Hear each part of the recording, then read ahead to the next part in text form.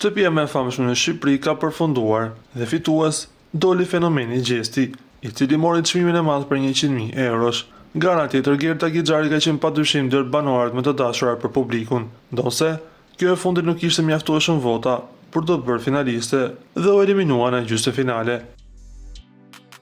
Por me sa duket, Gerta nuk po heq dorë nga formati dhe pas përfundimit të tij. Në një foto së bashku me Ledionin dhe Gjestin, ajo ka thëmbuar ish banorët e tjerë duke shkruar 3 zemrat e publikut, duke i anashkaluar të gjithë të tjerët, ndërsa fancat mendojnë se ka vetëm personale me Rozana Radin. Nga ana tjetër, na duhet të themi se vërtet Gerta Gixhari fitoi zemrat e publikut, ndonse nuk arriti deri në finale.